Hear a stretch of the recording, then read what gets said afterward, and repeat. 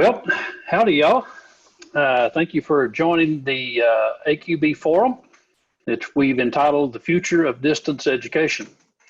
My name is Mark Lewis and I'm the chair of the Appraiser Qualifications Board. During this COVID-19 pandemic that we're in right now, the AQB has been very responsive to new challenges. We timely issued guidance to the appraisal subcommittee on March the 18th and then followed up again on June the 19th. But in the June the 19th letter, we encouraged flexibility for classroom continuing education courses to be given virtually till the end of the year. During that time, we've received great feedback from this new format, which is synchronous, live instructors and live students. Through the leadership of Dave Bunton and the full staff at the Appraisal Foundation has led us to the creation of this forum and to learn more about the future of distance education and whether or not there's any need of changes to the real property qualifications criteria. So that's where we are right now. We appreciate you joining in. Please note that we do have a large number of attendees and that only the AQB members and guest speakers will have the ability to speak during this session. Since this is a gathering type of information, you and we will hopefully learn more about distance education and how it applies to the appraisal profession. I'll remind my board members and guest speakers to please silence your phones, put yourself on mute or your audio on mute unless you're presenting, responding, or asking a question. So today we're going to have just a quick overview of the agenda. We'll start with some introductions of the AQB members, and then we will move to the panels. We'll have 3 panels today and 1 speaker representing each organization. We have panels of professional society education providers, proprietary education providers, and regulators and certifiers. Now, each panelist has provided us with written comments and answers to questions. So they'll be giving more of a summary and highlights during their 5 minutes of speaking session. At the end of their presentation, AQB will take about 10 minutes or so to ask any questions, and we will do our best to stick to that schedule. We want to be respectful of everybody's time and keep the meeting moving forward and try not to get bogged down anywhere. Again, thank you for joining, and let's get started. We'll start off with some introductions. My name is Mark Lewis again, and I am coming to you live and in person from Deep East Texas in Lufkin, Texas, about 2 hours north of Houston. I'm a generally certified appraiser, generally concentrating in agricultural appraisal, but we have a small firm here that provides residential appraisal as well as other types of appraisal services. So with that matter of introduction, let's move on to the board members. John Ryan, why don't you introduce yourself? Thank you, Mr. Chair. My name's John Ryan. My office is about a half hour north of Boston. I'm a certified general appraiser. Our practice focuses on litigation support and mass appraisal. Okay. Bill, why don't you go next?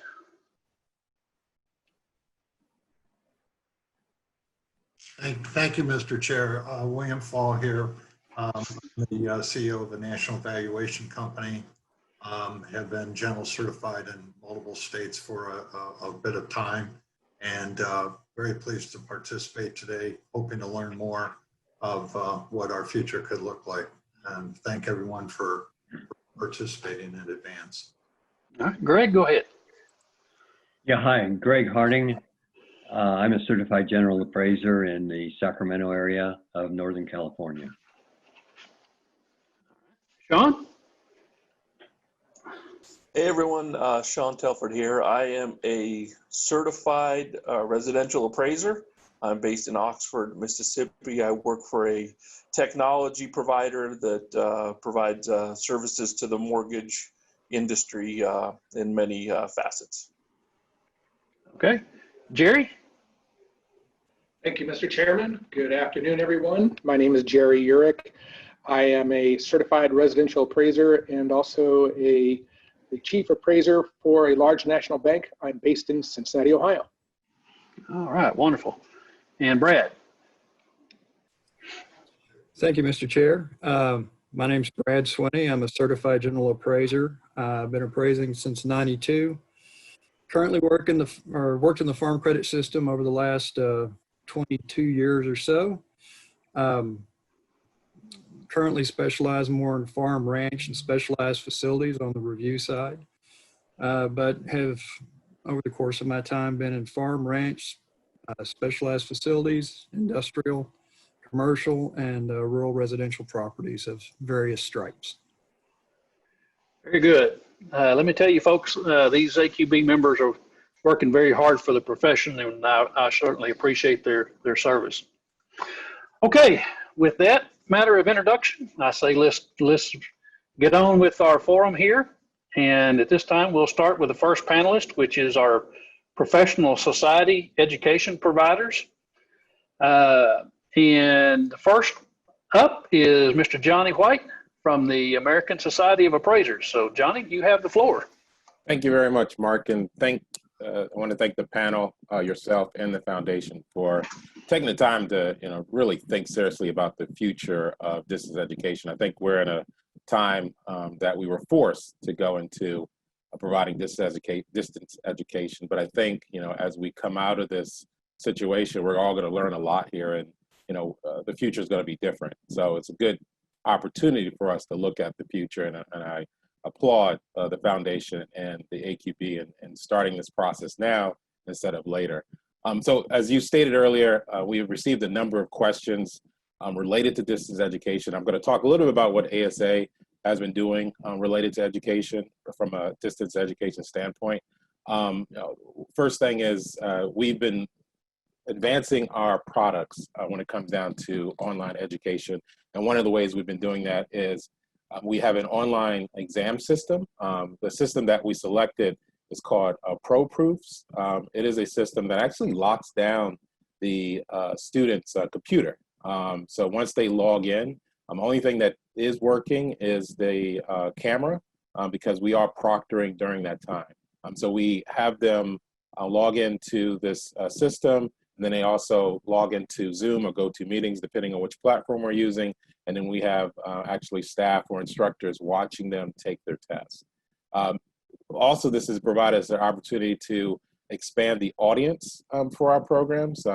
Just last month, we had a program where we had attendees from Australia come on. And we've actually started to customize some of our timing of our programs. Since our organization is such a global organization, and we have members all over the world, such as Australia, Japan, and so forth, we've been changing some of the timing of our programs, such as, we may do something very late in the evening now for our members that are in Japan and Australia. So that's given us the opportunity to expand our audience. The class size that we recommend is 20 to 30 students. 30 is pushing it, but if you get up to that 30 point, what we recommend and what we've done is having 2 instructors. I think what you find when you have so many students is, you have to give them as much attention as possible. And if you're instructing and then also trying to answer questions via chat, it may be hard to do that. So we have another instructor there to help with the questions. So they may tag team. One person's watching chat to be answer questions while the other one is teaching. Now, going through this process for instructors, I'm skipping here a little bit, there is training that you should provide your instructors on the technical aspects of the system, and then how to teach online. Teaching online is very different than teaching face-to-face.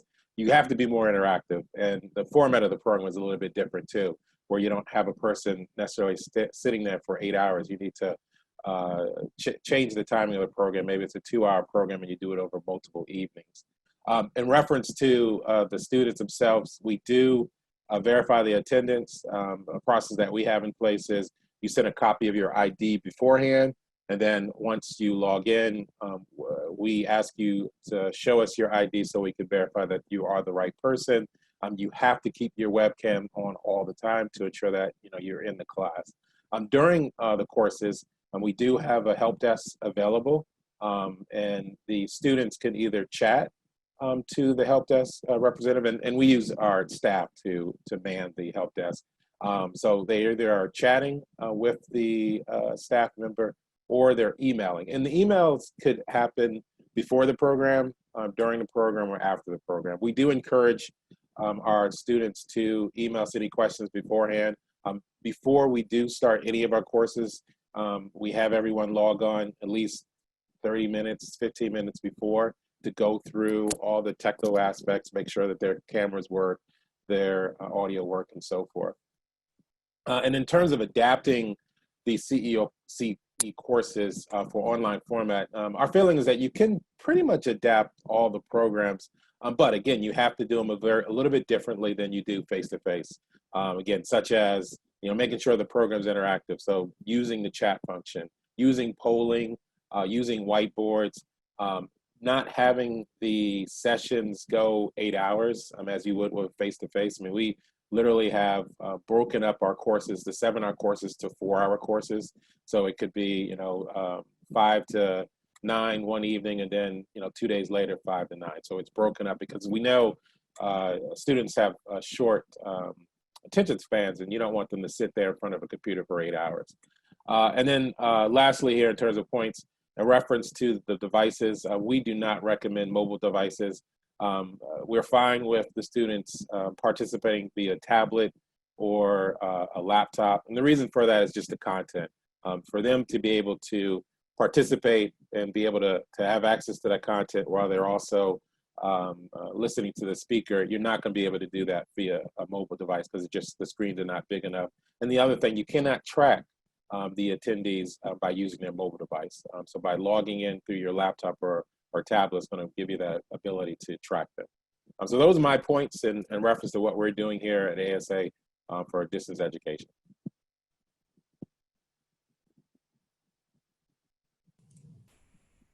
All right. Well, thank you, Johnny. The board members, y'all have any questions for Johnny? I had one, please, Mr. Chairman. Go ahead. Johnny, first of all, thanks for participating today. You really an enlightened viewpoint. I appreciate you coming on board. Give me a little more detail on your proctoring process, if you could, the ratio of proctors to students, or how you actually go about overseeing the integrity of the testing process, I should say. Sure. So the software, we'll talk about that first. So we have a online exam system. So the student has to log into the system to get to the questions. And then the way that this system works, it does not allow you to do anything else on your computer. It sort of locks down your computer, and the only thing you have access to is the this system. And then we time the test, so you have a certain amount of time to take the test.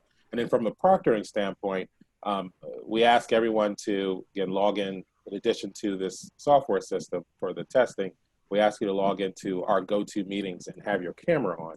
And we have 2 staff members usually that are watching the camera to watch the students. So again, with 20 students, 2 staff. So I would say one proctor per 10 students. Well, yeah. Does someone have another question? I heard something there. Yeah, Brad, I think you've got a question. Yes. Thank you, Johnny, for joining us today. I had a couple of questions. One, during your online sessions, how frequent are the breaks that you take? And do you take a lot of short breaks, or since you're shortening the course, do you just limit breaks? Since we're shortening the course, we limit the breaks. Our courses are normally about 4 hours now. So we're doing probably 2 breaks within the 4 hours. So well, let me back up, because that's 2 hours each. When I say breaks, and let's talk about how that's done, there are actual breaks where we say, hey, take a minute and take some time out. And that's probably about 10 to 15 minutes. But during the presentation, we do other breaks, such as being more interactive. So there's a lecture. It's talked about what the instructor's going to instruct, and then we take a moment to have the interaction. And that's sort of a break too. So it kind of gets them off of just watching the slides and watching the speaker, now they're being more interactive. So we put a lot more of that into the program to make it more interactive. So that's sort of a break. And then there's a physical break that we do twice during the program. Okay. And along those same lines, I know you said shorter sessions are favored in this format. Do you think maybe frequent short breaks, maybe actually sticking to 10 minutes every hour or so, would allow for a longer course to have some, or longer session to be successful? Or do you just generally shy away from those longer sessions altogether? Yeah, I mean, that's a good question. We try to shy away from the long days. One of the things that you have to keep in mind as we're thinking about our attendees, you know, they're forced to be home, so they're dealing with a lot of things at home from family, work, and so forth. So it's harder for them to concentrate during a total of 8 hours. So our thought is, you know, to make this easier for everyone, doing the shorter time, make sure that they are providing that attention during that time. Because again, 8 hours, you got a lot of stuff going on at the home because everyone's at home doing this. Thank you. All right. Hey, Johnny, this is Jerry. A couple quick questions for you, if that's all right. Sure. All right. First off, I want to say thank you very much for participating. Your input's very valuable, and we appreciate it. Secondly, on the proctoring, a couple quick questions there. First, how long have you been offering the proctored exams? We just started this, I think we brought the system in maybe 4 months ago. Okay, sounds good. So kind of early into it. So actual versus expected, are you kind of seeing what you expected there? Yeah, we are seeing what we expected, and we're actually seeing a lot more flexibility. You know, the way that we've designed this, so we have the exams that are happening after the course, but we're also setting up exam time. So, you know, let's say that you've taken the course and you're not ready to take the exam right then. You have a little bit of time to figure out when you want to take the exam, because we were looking at scheduling it like once a week, and so that you can schedule out when you want to take it. So that's a different, we've found that we're able to be more flexible in the scheduling of our exams now. Okay.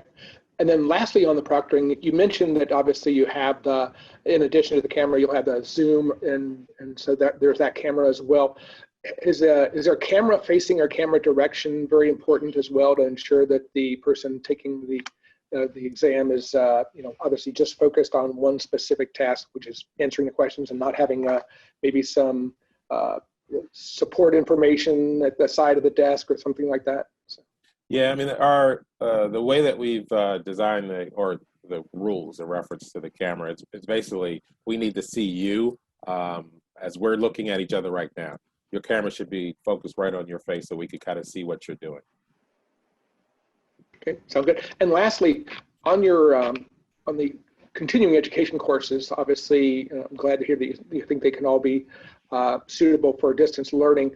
When we talk about the interactivity of the attendees, do you think it's important that the attendees, each attendee actually interact, or you require that each attendee, you know, give a response or interact in some way, or is it something where, you know, anybody can just you know, interact and you'll just leave it at that? Yeah, it's more of anybody can interact, because, as you know, students, they absorb information differently. Some students, you know, are not prone to ask questions, or they do it a little bit differently. So we don't, it's not mandatory that you have to interact. Thank you. All right. Well, board, let's keep this moving. Otherwise, we're going to wear Johnny out. But and we've got a lot of speakers to get through. So let's keep moving, and more than likely we'll have another speaker that we'll have an opportunity to ask maybe the same question. And then, of course, at the end, if you still got a question, we'll bring these folks back. Next up, we have Brian Stockman from the American Society of Farm Managers and Rural Appraisers. So, Brian, why don't you introduce yourself, and you've got the floor. Hey, I'm Brian Stockman, like you said, with ASFMRA. I've been here about 15 years, so I've been here quite a long time. We're a small organization. We serve not just appraisers, but we also serve, we provide designations for review appraisers, for farm managers, and for agricultural consultants. So we're multifaceted. And that's really come in handy here, because it's enabled us to try some things that with the managers and so forth, it's a little easier. They don't have quite the number of gates that we have to go through on the appraisal side. First of all, the COVID thing probably hit us, much like it hit all of you, right? So kind of, okay, this probably won't last very long. It won't amount to very much. Oh gosh, we'll be able to do everything in the summer in live. Well, maybe not. How about fall? And so on and so on. So as this thing has progressed, it's really caught us and pushed us. And we didn't really have much in the way of online education for a couple of really good reasons. One is our instructors are very engaging, right? So it's not unusual for them to spend time, pretty much regularly, spend time after class in a classroom helping a few students who are having some struggles or meeting them for breakfast before it starts. They're very well known for that sort of thing. So lots of interaction, lots of hand-holding, lots of help, that sort of thing. So we weren't really sure how that would work online. The second area for us is really cost. If you think about developing a on-demand course for a pretty small audience, you can see that the cost ratio there isn't very competitive. And so for us, where we've got agricultural appraisers, right? We have specialty seminars for those folks, specialty education for them. It's really not available anywhere else. And for us, it's been all in a classroom. So, this thing that you guys came up with and allowing us to do seminars live via Zoom or whatever has been huge, right? Great thing for us. It's provided all kinds of things. So we got to push this. We got a new learning management system. We hired an instructor designer. And one of the things we noticed right off the bat is we got new students, right? We got people, and we noticed this on the management side first, but we got, people from firms we'd never heard of before. So some people that maybe we're not going to take the time to travel, or we're trying to figure out another way, or maybe buying education somewhere else, but really wanted ag focused stuff. Now they could do that. So it's been really good for us. Like I said, it's good economically, and it's gotten us more attendees that we wouldn't have gotten otherwise. So again, great appreciation, Mark, for all you and the whole group has done. I appreciate it. Our class success, I guess, we right away offered that. Well, we started right away offering a bunch of webinars because we really weren't ready to offer any classes. And, one of the things we noticed right off the bat was that some of our instructors were having some challenges, like some people like to inject a little humor now and then. Mark's one of those guys. No, a lot of people do. And when you're in presentation mode, it's just flat, right? No response. It's kind of hard as a speaker, right? To do that. You're just talking to a screen. You can see all these faces, but really nothing's coming back. So one of the things we realized right away that we were going to have to, modify our instructor workshop that we do every year. And we gave that a shot this year. I think we'll even add a lot more to it next year. But we focused the entire thing on the basics of presentation online, right? How to do that. Everything about lighting, camera, angle, all kinds of stuff. We had a lot of other questions too, but it was, ran way over. People kept asking questions. We had double the attendance we normally have at an instructor workshop. So people are very interested in that. And most everybody who's instructed, went, oh, this is a little more difficult. I've got to do this different. All of our instructors have said, okay, well, we need to look at this material because I need to sort of gauge it, how it's going to lay out. One of the things we've done different than ASA, Johnnie, is we've run, our seminars have run a full day schedule. We kind of looked at it. Most of our people are in their offices though. So, because they're in rural environments. So most of them are in their office versus, at home. So you can see Mark there, he's in his office, and that's pretty typical for our members. That's pretty typical. So that's made that work pretty well. It's exhausting. You have to have breaks, and they've kind of done the breaks basically however it worked out for the instructor. The instructor's got to watch all those screens, checking on the engagement. You can kind of tell when people need a break. It's the same way as if you're in person. So we've done the instructor training. Like I said, I think we're going to beef that up next year. The bottom line for us is we'd like to see this change that you guys have made become a permanent thing for us. It would be very beneficial for us from an economic standpoint right off the bat, enable us to put agriculture-focused appraisal seminars, to the audience that we serve. So that's really all I had to say. Do you have any questions? I have one. And Brian, thank you for taking time to meet with us. But you gave us in your written response that you didn't think we needed to check IDs for seminars. Can you kind of maybe expand on that just a minute? Well, I don't think I'm the only one that feels that way. Basically, you're not doing it in a classroom situation. People are marking down that they're in there on the sheet or whatever, you're not verifying who that person is. Now, for us, most of the time, we know the people, right? Because they've been around for a while. We're a small organization. But, you know, in a bigger situation, not really. And it takes a lot of time. You know, one of our chapters ran a session that took, I mean, she spent a ton of time taking IDs. They had to do it like during break. They made people stay in certain groups and all that sort of thing. You can do it. It's just one more effort to go through. And I don't know how necessary it is because we don't do it in the classroom. Okay. Anybody else have any questions of Brian? I just have one quick question, Mr. Chair. Go ahead. Brian, have you had any pushback at all from any of your students on doing the full 8-hour or 7.5-hour day at all? Just curious. No, we really haven't. I mean, like I said, our folks are going to be in their own office for the most part. I would say almost all, and they're used to that situation. So I think if the instructor is engaging and he's watching for when they need breaks and taking those, I think we can make that work. Thank you. Brian, Bill Fall here, one for me. Are any of your courses, do any of them require testing? And if so, how do you conduct that? Right, we're looking into some systems. We haven't really got that far yet. So all of our proctoring has been in person for the appraisal side. We've done it with our managers because we don't have to go by the same set of guidelines. So we've been doing that through Zoom and through our LMS. But for this, we haven't gotten there yet. So all of those proctoring have been in person. So the student has to go to find a proctor. Okay. Anybody else? Yeah, Brian, this is Jerry. Thank you, Mr. Chair. Brian, first, thanks again for obviously participating. We appreciate all of your responses and information. I just wanted to follow up on one of your written responses when we talked about considering adding the criteria that a percentage of the class time needs to be interactive to the qualification criteria for distance education section. So what percentage of class time do you think should be interactive and require the attendees to interact? Maybe 20, 25%. I don't really know. We've done that, you know, on our management side. We've used breakout rooms for group problem solving and things like that. Ooh, boy, it's way more productive, especially in a multi-day class. So I don't know. It kind of depends. Maybe if you're doing an hour or two at a time, you don't need that. But that, you know, I think that that engagement really makes a difference for the learner. Thank you. Okay. Any other questions? All right. Very well. Brian, thank you very much. Appreciate your time. Thank you, sir. Next panelist we have is Jim Amron with the Appraisal Institute.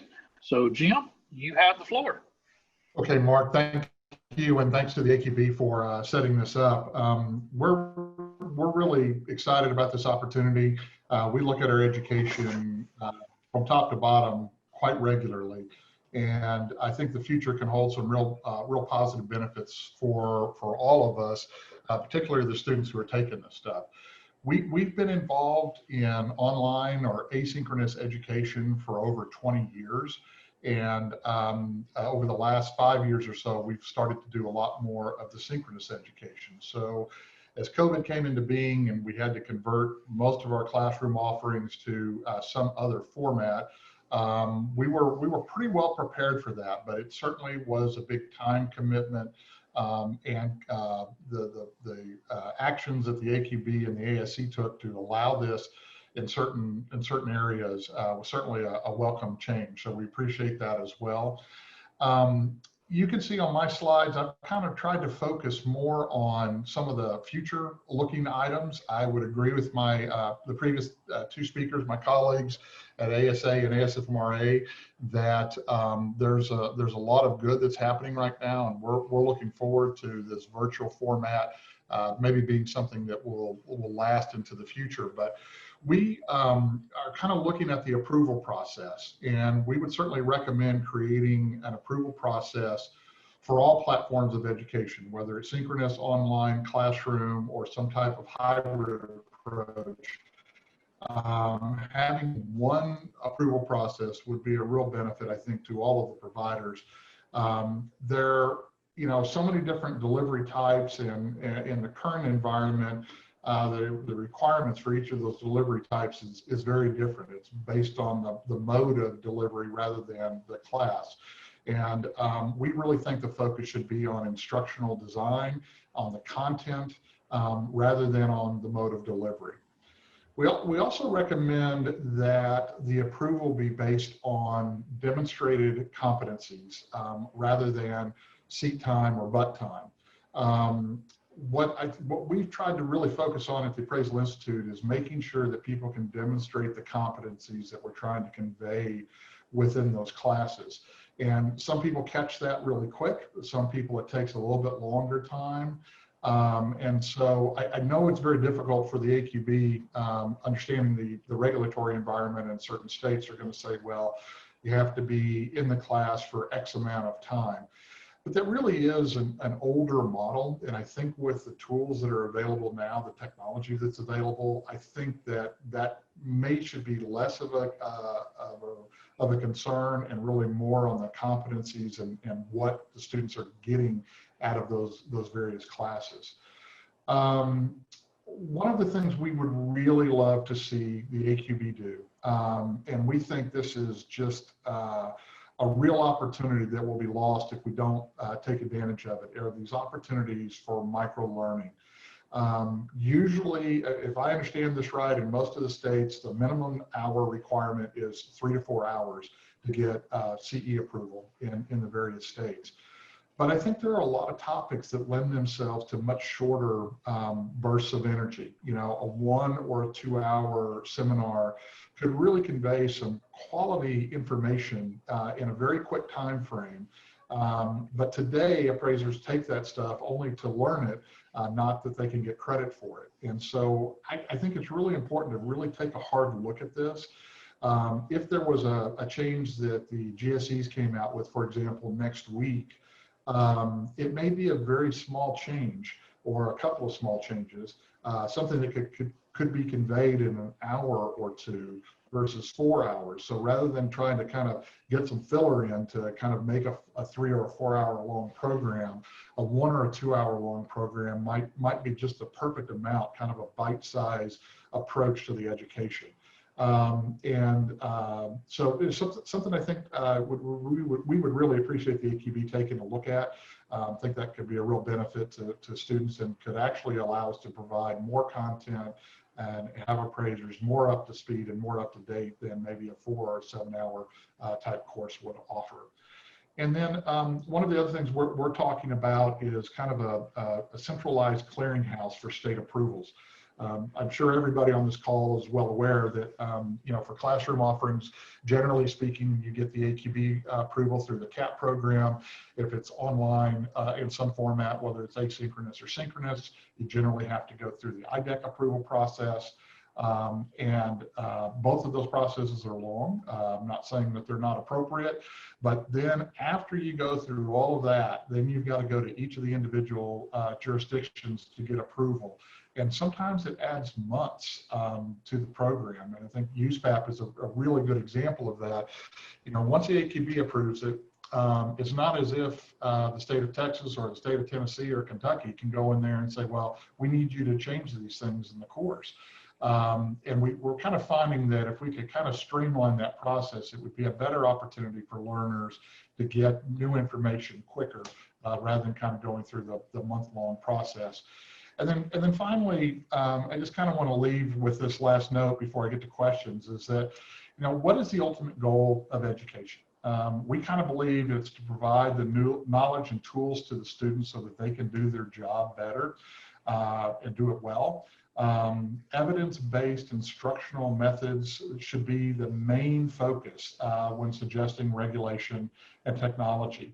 I think all of the providers would probably agree with this, but I certainly know from our perspective that we really try to focus on what we're conveying and how it's being conveyed and how is the student learning that. And we think that's a better approach than maybe looking at, you know, the number of hours that somebody has to sit in the seat to complete it. So those are my general thoughts. Again, Mark, appreciate the opportunity to be here and be happy to answer any questions that the team may have. Okay, I got one short one here. You mentioned about micro learning. The criteria right now says 2 hours is the minimum. Would Okay. you be in favor of taking that down to 1? Is that what I'm hearing? Yeah, I would. I think there's some opportunities for bite-sized learning out there that could probably be done within an hour's period of time. So the shorter, the better. I'm not saying everything lends itself to that. I don't think you could go through an adjustment process or an income approach in an hour, but if it's one element of that, that might be something that would work. So appreciate you all looking into that. Okay. Anybody else have questions? Yeah, Mr. Chair. Mark, I do. Oh, go ahead, Greg. John, go ahead. Oh, just a quick question, Jim.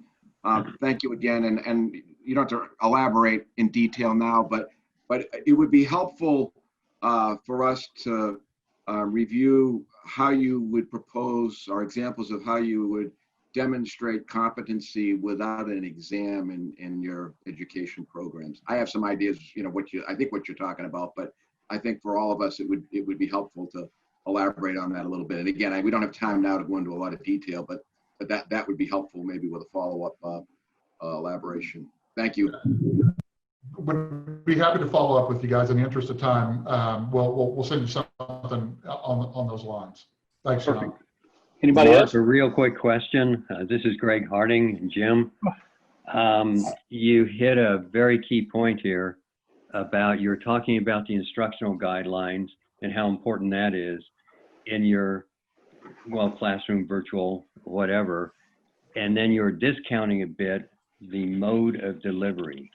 And obviously we see a lot of focus on mode of delivery. And so I'm just, I was looking more into what your theory was there on discounting the mode of delivery. Well, I would say this. Many classroom offerings that I've sat in as a practicing appraiser, you have a group of people sitting in the back reading the newspaper or working on an appraisal or whatever the case may be. It's a little bit more difficult, I think, to do that in an online scenario, especially when the cameras are on and people can kind of see that happening. But I think we have different learners, and adults particularly learn in very different ways. I don't want to leave you with the impression that the mode of delivery isn't important. I think certain modes work better for others. But I just think that the approval process through that, the end goal should be to try and make sure that each class or each offering is conveying meaningful information and that there's some mode for testing that competency throughout that process.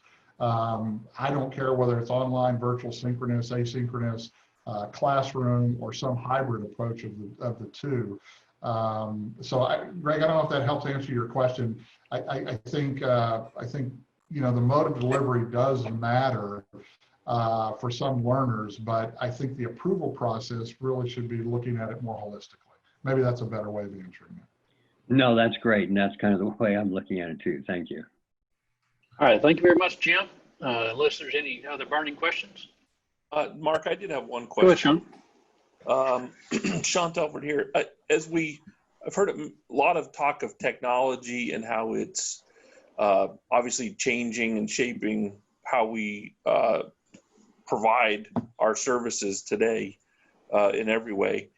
What are your thoughts on how prescriptive or not we should be as we think about how to help the industry take advantage of these new technologically based opportunities? Great question, Sean, and this won't come as any surprise to you as a Texan that the less regulation, I think, the better.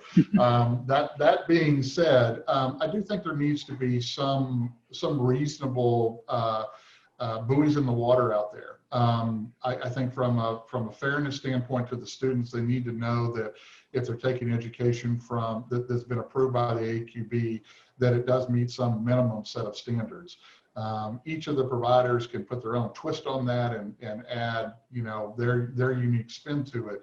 but there does need to be at least the learning objectives and so forth need to be kind of consistent across the board. If you get to the point where the AQB starts recommending, well, you only can use this technology platform or that technology platform, or there must be breaks every 7.2 minutes, I think that's probably going overboard. Because I do think the latitude of the instructor in a classroom being able to kind of judge when is the right time to move forward or not, when the time to take a break is, would still be a really important piece of it. But we'd also like to be competing on a level playing field. If our courses are going to have to require exams periodically to test people, we would hope that everybody would have to go through that same process as well. A quick one for me, Jim, Bill Fall here. Does AI provide specialized training for those instructors that are participating in online and delivery? Yeah, I think probably much like ASA and ASFMRA, we do have our own training offerings that we do periodically for new instructors and also for existing instructors to enhance their skill set. We talk an awful lot during those training sessions about adult learning and about technology and synchronous. We also require that any of our instructors that are teaching for us in an online environment are also IDEC approved. And that's, you know, it's not unachievable. It's a rigorous process, but we think it's important for people to have that type of training. And each year we expand on our training sessions for our instructors. Virtual is kind of new. It kind of mirrors the synchronous environment in some ways, but not exactly. So we've had to kind of help, you know, coach some people through that. I forget who it was who said earlier, maybe it was Brian, you know, one of the hardest things as an instructor teaching a class or doing a presentation like this is you don't get that immediate feedback of the chuckling for the joke or the head nodding. You can kind of see that on camera a little bit, but helping our instructors learn what those signals are, what to look for, and how to kind of work through some of the more difficult sections is something that we do on a regular basis. Thank you. Really appreciate being here, Jim, by the way. Thank you. Thank you. All right, let's we're going to move along. We want to get to Heather Moser. Thank you, Jim, by the way. Thank you for taking the time. But Heather, she's from the International Association of Assessing Officers. And Heather, I'd like to give you the floor, and we'd love to hear from you. Thank you so much. Can you hear me okay? You sound great. Thank you. So thanks for having me. As Mark said, I'm Heather Moser from the International Association of Assessing Officers. I'm the Director of Professional Development, and I took over this role 3 weeks after we all went into remote. And so I have been at the IAAO a year and a half, and I was offered and accepted this role at a crazy time. But honestly, I wanted to make sure I put this out there.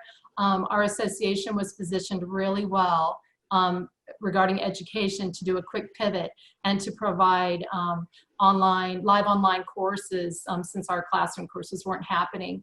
As you can see in my slides, like Jim, my colleague before me, he was looking to the future, mine are about the future, but I do want to explain that we already, for several years now, have had a learning management system in place. We have live proctoring in place and a proctor-free system in which people go on and take their tests via actually a video in which we also watch the videos. And I can explain that if you have any questions about that. One of the things that I wanted to discuss today, and again, Jim also alluded to this, is learning needs to be very learner-centric. And that is where the future is. And we are already experiencing the synchronous live online, but what's coming up for us? What's coming up for us again is making it all about the learner, not about us. And we've tried to do that already, but we've been thrust into this opportunity, and I put that in quotes a bit, opportunity, but it truly is a time when we can actually say, hey, what's happening? And that's one of the reasons I appreciate this dialogue to get everybody's take on what you're all thinking as well. So one of the positions that I take is looking at it from a multi-generational learner standpoint. Never before in the history of the United States have we had 4 and in some cases 5 generations working at the same time in the workforce. Of course, we have the boomers, like me. Hate to admit that, but it's true. I've been in the training world for over 30 years now. Of course, we have Gen Xers, we have millennials, and we have now the Gen Z group, the iGen group coming in. And how they all learn and what they expect is very different. And we know that not only for our own associations, but for the industry in general, we need to be able to attract, educate, and retain those folks. So some of the ways that, that people learn, and most of us here learned, was lecture. We get PowerPoints now a lot in our classes. We take the test and we're fine with it. That's how we were raised, we're fine. But the other generations, not so much. So we're having to shift and pivot again to make those accommodations, and that's actually very positive. So what about those Gen Xers, the ones that came after that are after my group? They're waiting for us, by the way, to get out of the way. And that's probably a very good thing.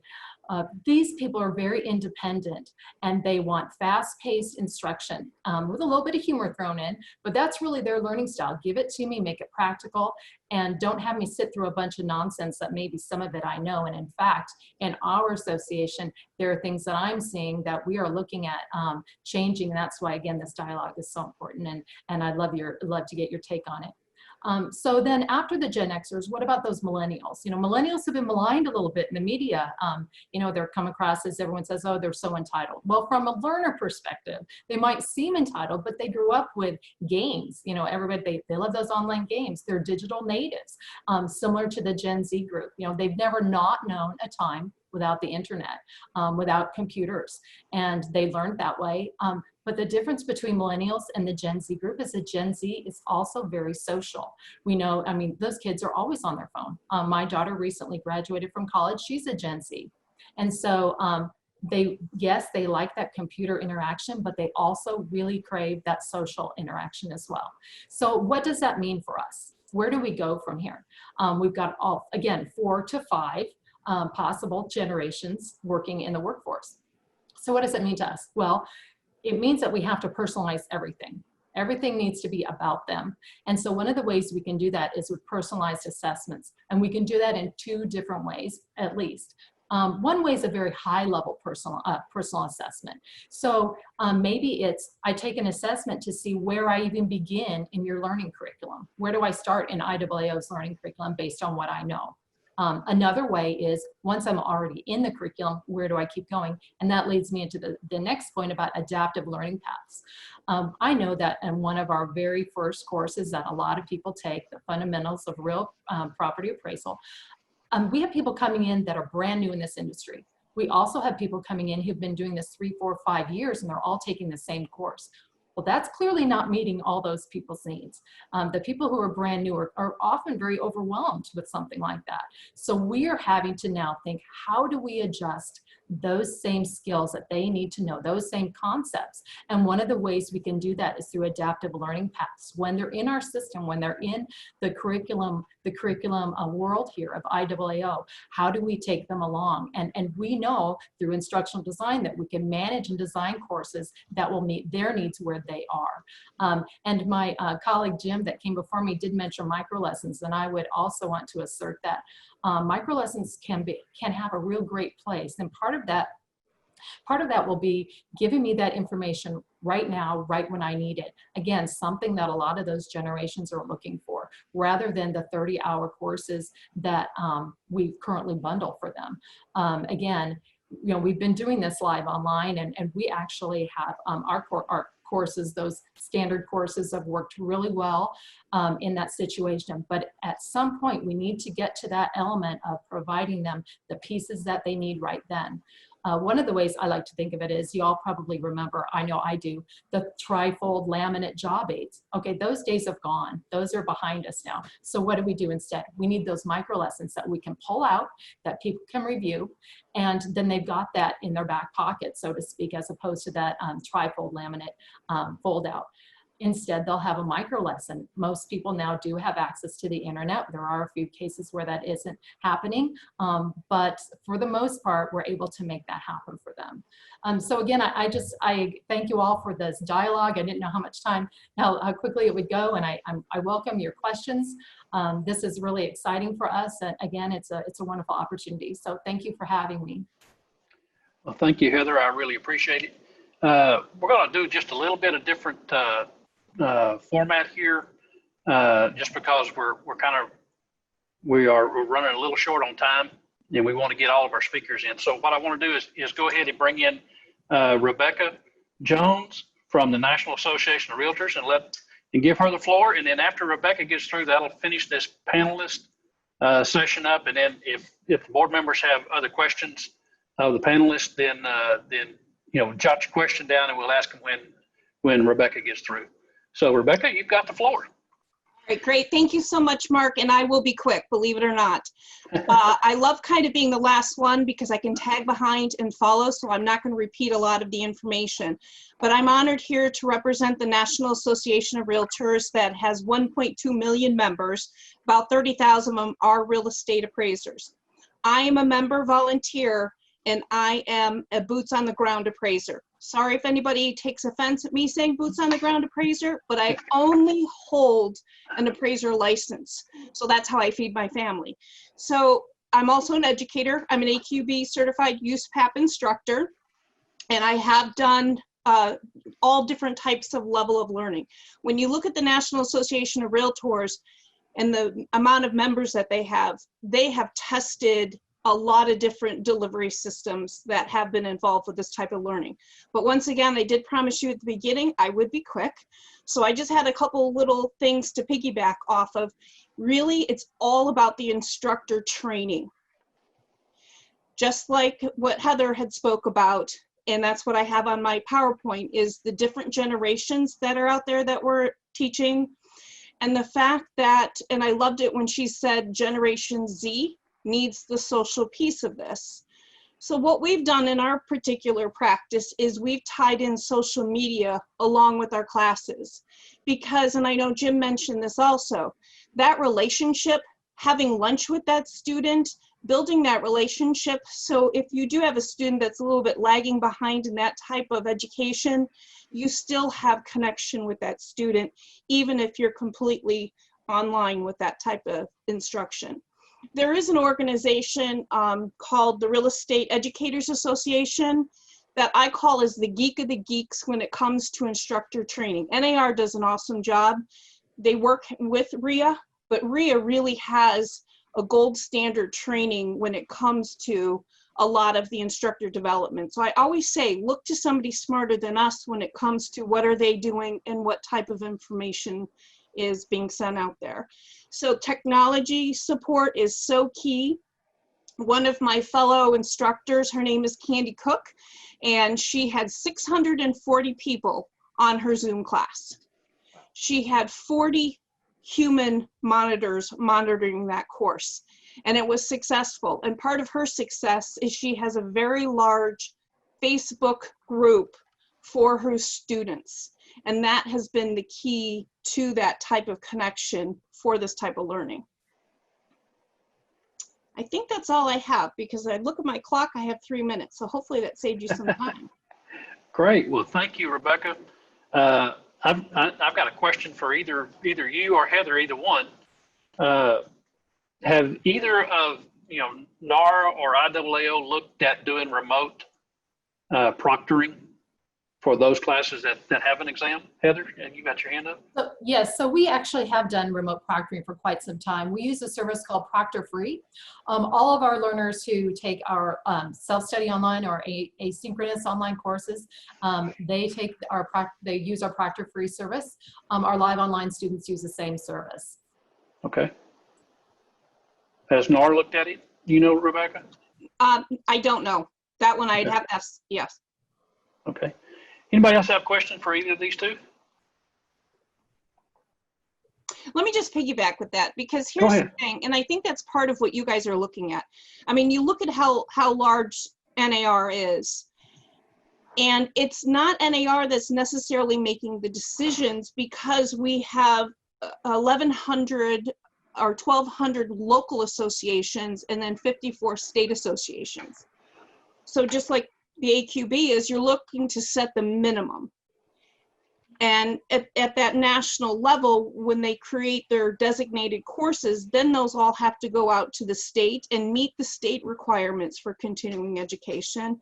And then of course meet whatever the provider or the local is trying to provide too. So it's all different, but it's setting the minimum. Okay. Anybody else have any questions for either Rebecca or Heather? All right, thank you too. Thank We you very much. appreciate, thank you for taking the time. We really appreciate it. And that'll complete our first panel. And so we want to invite the second panel, which is our proprietary education providers.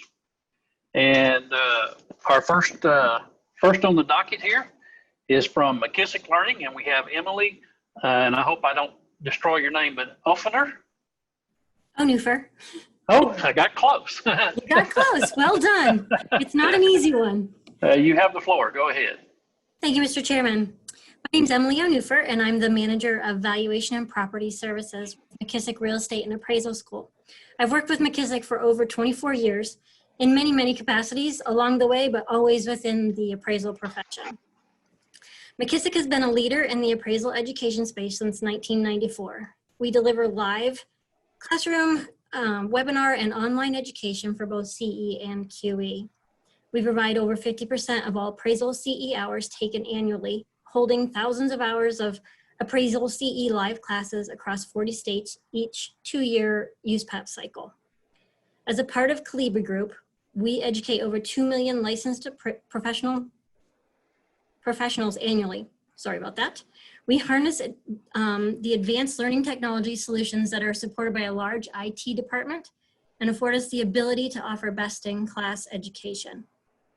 McKissick has always been at the forefront of innovation to leverage new technology and best-in-class instruction methodologies to meet student learning outcomes and needs.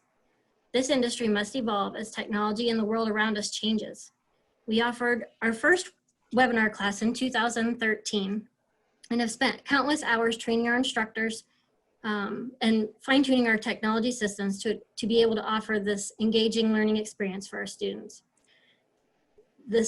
Over these last 7 years, offering the webinar experience, has prepared us well to shift to this live stream, which we've been doing since March. We've taught more than 1,000 live stream hours and offered it to hundreds of students who have become raving fans. We conduct surveys after class to ensure course content quality, monitor instructor quality, and overall student satisfaction for our courses. And through that, we have found our NPS is over a 90, which is fabulous. To support our live stream efforts, we've invested time and resources to further train our instructors, as well as employ full-time staff as moderators to ensure an excellent student experience. That ensures the student to moderator and instructor ratio leaves everybody with a satisfied education there. We've successfully run both small and large classes over the last 5 months. We do not believe there should be a cap to class size. We maintain that a ratio of student to support staff will allow us to scale and still offer an excellent education. We've made investments in technology to utilize advanced tools for student engagement, in-class support, and monitoring. We believe this modality should be added to the list of approved delivery methods as long as there are strict approval requirements that go along with it. We believe it is important to maintain high standards of educational offerings by creating an unbiased accreditation council to oversee this new delivery method. This council would be tasked with approving courses, regular auditing to verify a fair and equitable enforcement of criteria, and a robust complaint and review process. We continuously take courses from other providers and cannot stress enough the importance of ensuring whatever rules are created that they are strictly adhered to by all education providers. As a part of Calibri, we have exposure to relationships with hundreds of regulatory boards and accrediting bodies across real estate, appraisal, healthcare, and financial service industries. We would recommend leveraging the best practices from boards such as the ASWB and the ANCC to put together a more comprehensive and thorough course, instructor, and delivery approval and oversight process. We will continue to support the advancement of the appraisal profession and protect the integrity of the appraisal education and the student learning experience through the ever-changing landscape. We must raise the bar for course and instructor approval and audit to maintain education standards as we move forward. And that's what I have. Any questions? Okay. Well, like I say, what we're going to do is we're going to go ahead and have all the panelists give their presentations, and then board members jot your questions down on a piece of paper, and we're going to we'll have questions at the end of the panel presentations. So thank you, Emily. We appreciate you taking your time to be here. Next, we have Sarah Glassmeyer from Ambition Learn Real Estate. And so, Sarah, go ahead. You have the floor. Yes, thank you, Chairman Lewis. And I'd like to thank the members of the Appraiser Qualification Board and the entire Appraisal Foundation for inviting me to be a panelist at this forum. My name is Sarah Glassmeyer, and I'm the Director of Product for Ambition Learn Real Estate, formerly known as On-Course Learning Real Estate. We're an approved online school, course provider, and textbook publisher. I've been with the product line for over 20 years, so I've gotten to enjoy the pleasure of watching it grow and evolve.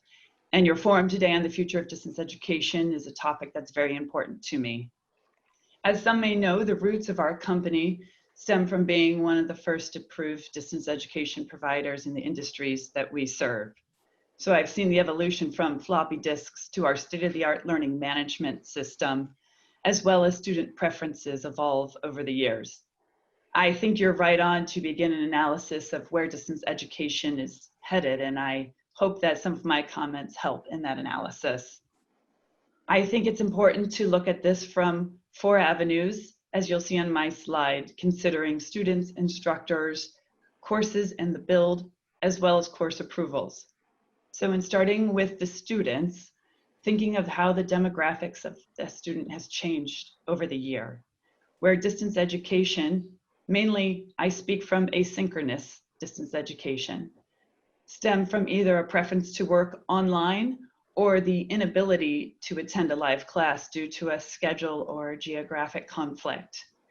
Especially in light of our most recent COVID-19 pandemic, the ability or preference to attend a public gathering has clearly changed, as well as an important difference that widens that student base comes from that multi-generational learner and the fact that the minimum age requirement student has never known a time in their life without technology.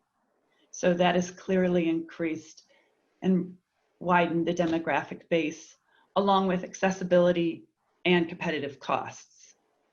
Another important part of the demographic change, I think, stems from the evolution in technology to reach various learning types and those who may suffer from a learning hurdle. With the use of audio and video, we can reach a different type of learner. Games can reach a kinesthetic learner, or in following and using the Web Content Accessibility Guidelines or WACG standards, including things such as closed captioning, we can reach a type of learner who may need a different experience. Along with flashcards and vocabulary tools delivered online can also help those where English may not be a native language. Taking attendance and verifying that attendance of a student is part of our learning management system, where we collect data upon registration and we can check upon that throughout the course as necessary. Timers and timing reports can be tracked at the entire course or module level. And if a student leaves the course without logging out, an inactivity timer will automatically log the student out so that the timing report reflects active learning. Looking at the instructor is an important part of this as well. Clearly, he or she is a subject matter expert in the field and obviously trained in the art of teaching and conveying messages. I think the instructor also needs to have familiarity with the platform in which the content will be delivered and how a student is going to access it and be assessed. There needs to be a form of connection between the student and the instructor so that he or she is able to help guide the student. But I also think that a help desk needs to be available so that the instructor is not also expected to be a technology expert. A help desk could come in the form of email, phone, or web, such as a chat. Also looking at the instructor, and I don't want to steal all the thunder of a fellow panelist of mine, but IDEX Certified Distance Education Instructor, CDEI designation, I think, is a very important program that trains instructors of distance education on both adult education as well as remote education. So that designation and similar training would be important for instructors. Now, in thinking about courses and design, I believe all of our continuing education and qualifying education is suitable for distance education. The early basis of how our courses were designed, or the mastery methodology, is very adaptive and prescriptive to the individual learner. And I also feel that the most recent set of the USPAP functional specs speaks to this sort of pre-assessment and adaptive learning method. I also feel that continuing education in particular is very ripe for various mediums in which to deliver the content, since its purpose is to extend and expand knowledge of professionals already working in the industry. I also feel that courses can be taken on mobile devices, especially due to their prevalence, availability, and the fact that they can remove some barriers to education. Having a mobile responsive LMS and other tools helps that format work well on various devices. In thinking of the course approval, I feel that the live and asynchronous programs already in place help lay the groundwork for looking at a synchronous program. I feel that the main difference in looking at perhaps a synchronous program includes real-time moderation of a group of remote learners, as well as the platforms and method in which the content will be delivered, whether or not it's blended, if there are assessments, how will they be given, how will the integrity of the exam be protected through things such as proctoring, how will students be delivered materials, expectations, the content, and the outline, and a form of post-audit review if such reviewers could join a course as it's being delivered. I also feel that a course moderator may help students work through that program or connect them to tech support if needed. So I hope that I have not gone over my time. I thank you for inviting my comments, and I welcome any questions either here in this forum or at a later date. Well, thank you very much, Sarah. We really appreciate your time. Appreciate your comments so much. We have I have two other speakers in this panel. The next one up, Heather Sullivan from Columbia Institute and CoreLogic. Heather, we welcome you and you have the floor. Thank you. Good day, everyone.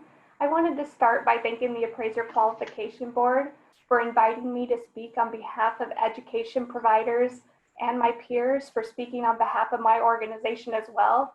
My name is Heather Sullivan. I serve as Senior Leader of the Columbia Institute, and I'm an AQB certified USPAP instructor, course author, national conference host, and education provider. So I'll be speaking from a couple different perspectives today. In March, like many others, we transitioned our entire in-person class operation and our annual appraisal summit to a live streaming platform. And in the process, we've learned a lot about our students, our instructors, our delivery platform, and the management of the process. So the timing of this forum, it couldn't be more better. I greatly appreciate the foundation and the AQB for recognizing the need for this forum and being willing to reflect on the current requirements and processes in place for delivering distant synchronized education. I do believe anything taught in the classroom can be taught virtually. However, that said, the learning might not be able to be delivered in the exact same way. Some activities might need to be adjusted for effectiveness, and instructors will need to consider different tools and technology available to them in the virtual classroom to best enhance student learning and engagement. In a virtual environment, everyone has a computer in front of them with access to the internet and all their appraisal tools, data sources, and applications. And this makes me very excited because the students' accessibility to these tools allow instructional designers the facilities to develop education that better replicates a real-world environment. With more activity and scenario-based learning becoming available, I think each course will need to be evaluated on its own merit, and the future of education will need to be altered to provide greater flexibility to better accommodate these types of courses and not simply measure a student's mastery of a topic in terms of attendance, traditional testing, and clock hours. Too often with virtual courses, they're limited in regards to course approval requirements that are fairly rigid and necessitate things like each student must answer 10 questions every 50 minutes, which honestly takes up a lot of valuable class time, and many times activities can't be effectively reduced down to a multiple choice question, especially when individual opinions are being sought. The current quizzing requirements can also be interruptions to class activities or flow and can lead to oversimplification of the content. The Foundation's course approval program is doing a great job in providing a structured process and a minimum expectation for education standards across the country. On that same note, I think there are several ways we can build on this program so it doesn't limit those wanting to create more advanced learning opportunities. The current approach tends to limit education providers' ability to use more sophisticated and effective blended or modular-based learning methods. In addition, the course approval process itself is very cumbersome, drawn out, and costly for education providers, having to get the same course approved for each delivery method by each state, IDEC, and AQB. Multiplying this effort by an entire catalog of courses, and this makes administering appraiser qualifying and continuing education on a national scale a logistical and administrative hardship for many, especially since every state has different course approval application processes, requirements, expiration dates, reporting, and compliance processes. My number one biggest request of the Appraisal Foundation and all the state regulatory agencies would be to standardize and consolidate the course application, approval, and reporting processes. There should only be one approval per course that covers all delivery methods and is recognized by all states. At this time, instead of providing specific language, I prefer to propose creating a new section in the qualification criteria dedicated to synchronized distant education. I don't think asynchronous and synchronous distant education expectations should be grouped together, and that goes for both the Foundation course approval program and IDEC. Synchronized distant education more closely mirrors a live instructor-led session from a class management perspective. So these requirements should more parallel the all instructor-led courses regardless of the delivery method. In addition, there also needs to be allowances made for different types of educational offerings, board or association meetings, industry conferences, and continuing education should not all be designed like curriculum. Distant education currently lumps all those together into a one-size-fits-all approach, and by doing so, it's led to the exclusion of events that should be allowed to receive credit. That's all the time I have for today. I welcome all questions and feedback from the board and look forward to seeing where virtual education goes from here. So thank you. All right, thank you, Heather, very much. We appreciate your time being here with us. Appreciate your comments greatly. One other speaker in this panel is Brian Reynolds from Appraiser e-learning. Brian, we're glad to have you, and welcome aboard. You have the floor. Thank you, Mark. I appreciate that. I appreciate the opportunity to be here. I'd like to thank Mr. David Bunton, the Appraisal Foundation, and most certainly the Appraiser Qualification Board for inviting me to participate, and more importantly, for having this forum today. This is a hot topic. As everyone in the world knows, we're in some pretty interesting times right now, and the pandemic has created a lot of problems, but at the same time, it has presented a lot of opportunities, and I appreciate the AQB hosting this forum and trying to get more educated about education, if you will. So I'm excited about it. Demographics are most certainly changing. I can't tell you how many folks And to date, I've done probably had 500 students, maybe slightly under that have taken courses via a virtual format. All right. And we have seen many of my former students reach out and say, hey, I'm interested in this, but I know nothing about it. I don't know how to do it. Can you help? And we've been able to provide that support. I had one elderly gentleman join us, and I could see his little box there with his name on it, but I couldn't see him. And I said, well, you're going to have to turn your camera on. I can certainly click an invite for you. And he's like, well, where is it? So I was walking him through that. And finally I said, do you have a camera? And he said, well, heck, I don't know if I do or not. So we had to send him a link where he could order. And I said, you'll have to join in another session. The thing with that, though, about a week later, he joined into the session and he absolutely loved it. This is somebody that was very apprehensive, did not like the idea of all this technology, wanted to be in the live classroom. And at the end, he realized this really was a live classroom. It's just we weren't able to reach out and touch one another. As far as the class size, I think it depends. Most certainly, if you're offering a USPAP update course, we have found that probably 30 or less is a good number. I had 27 folks in a USPAP class recently, and I'll tell you, the only way that went very efficiently and as smooth as it did was because I had a very strong support team with me. All right. Ben's able to check people in. If one person is having technical difficulties, he's able to kind of jump off on the side and call them or help them.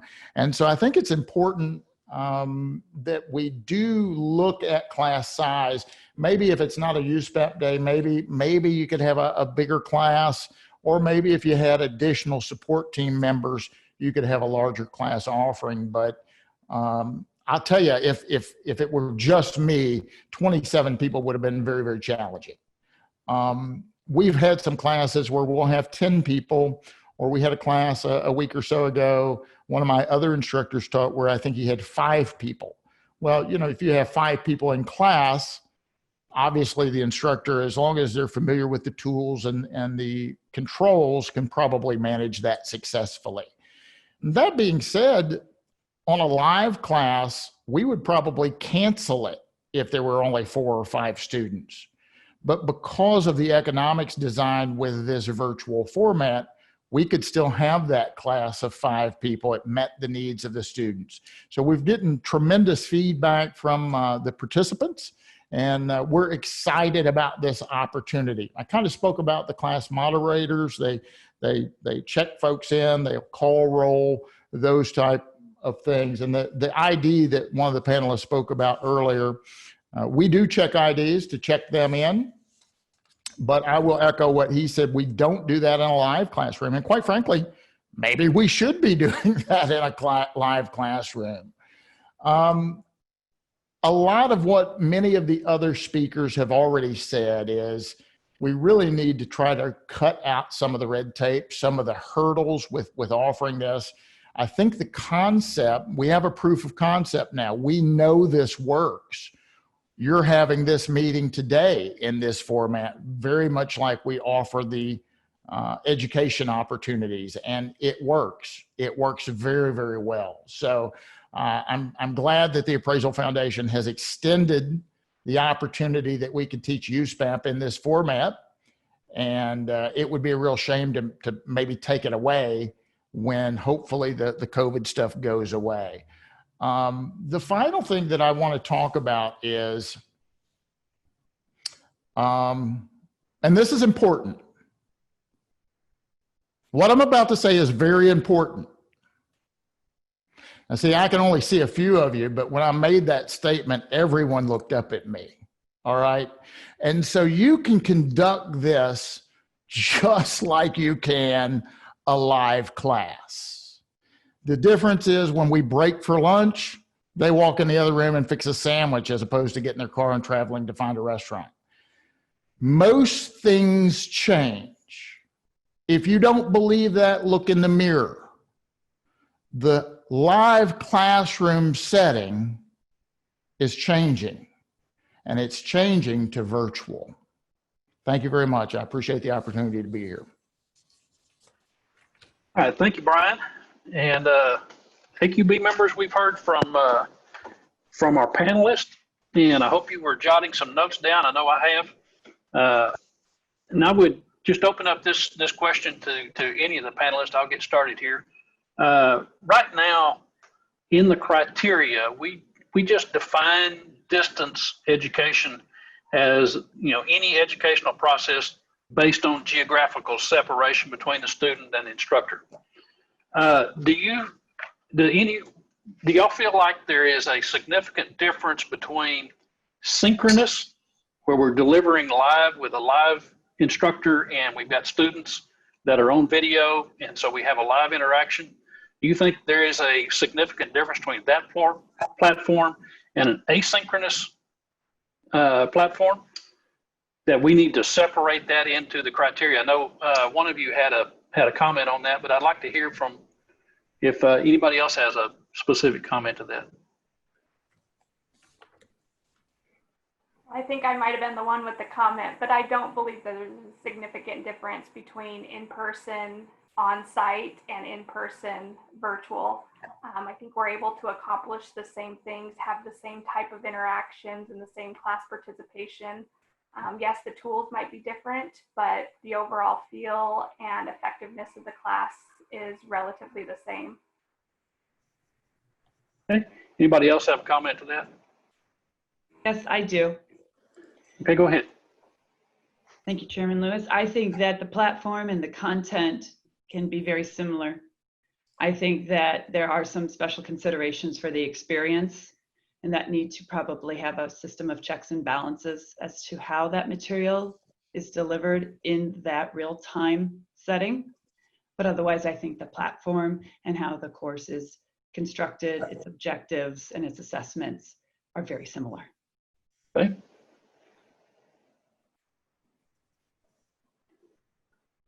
All right. Anybody else have any questions? Mark, this is Brad. I just Go have ahead. one. I just have a follow-up for Heather. Since the question was, is there a significant difference between asynchronous and synchronous?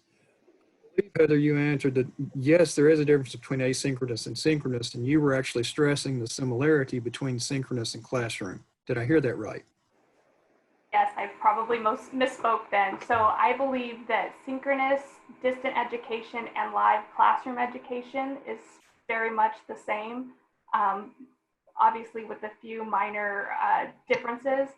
Asynchronous, on-demand, online education, I do think that's different because you don't have the instructor and the engagement between the instructor and the students. Thank you. Thank you for clearing that up. Yes, I apologize. I'd like to make a comment on that, if I may, Mr. Go Chairman. ahead. You know, and I didn't because I thought maybe I misunderstood, but Mr. Sweeney cleared that up for us. So, yeah, I think online and live, and I'm going to throw virtual in the same category with live. How's that? I think they're most certainly different. Now there are participants that like the online or love the online. I can jump on for an hour. I can do it anywhere I want. It's my self-pace, and that's wonderful. But there is a whole segment of the appraisal community that do not like online classes. I teach live classes in about 7 states. And then through Appraiser e-learning, we teach online classes in 30 to 35 states in any given year. A lot of the folks that take my live classes take only live classes. They want the interaction. They want to be around other people. They don't want to log in and log off. And maybe that's the older population. I don't know. But this virtual format is a live class. We take breaks throughout the day. We take an hour for lunch. I can see you, you can see me. We're able to interact other than me going over and hitting my hand on the table if I think you're trying to fall asleep. You know, I can't do that, but there's other things that we can do for engagement purposes. And we've demonstrated that today. We do a lot of polls and we ask questions that the student thinks they know the answer to, and maybe they don't know the answer. So, we've got engagement that way, but it is very much like a live class. I say it is a live class. So that's my 2 cents on that. Okay. Any other board members have a question? Yeah, quick question, Mark. Brian, to your kind of comment, one of the questions I think a lot about is, as we see the transition again to more technology-based approaches, how can we as a board help ensure that there's appropriate engagement or training of instructors so that we get an effective thing? I mean, that's a hard thing to quantify, but is there some methods or processes you would suggest that could become part of how we can help ensure, especially out of the gate, that this becomes a useful and effective approach, and that there's, we protect, all the stuff that as a board we're responsible for, but thoughts of, or how much should we be in or not be involved in that? Sure. Great question, Sean. I believe there's several ways, and obviously this we can't solve all the problems in this short time today, but one of the things that we do is we record our sessions. So whether you as a board member, or maybe you have someone you assign that could provide audits for you, and maybe the educational provider knows you're there, and maybe they don't know that you're there, right? I have, sometimes I'll be notified that, hey, you had an auditor from a particular state in your class. I didn't even know they were in there, and that's perfectly fine. I'm going to do my thing regardless of who's in my class, right? Maybe when I just started out, I might be nervous if I heard that, but these days I just do what I do. But maybe that's through the method of doing audits, Sean. We record our sessions, so maybe it's very easy to record on this format. I believe the foundation or the AQB is recording this session today. So it would be very easy to make a requirement that all the sessions are recorded, and periodically the board requests a copy and you audit those. I do think there's probably a need for some training of educational providers or instructors. Someone mentioned the CDEI. I think that's a wonderful training avenue.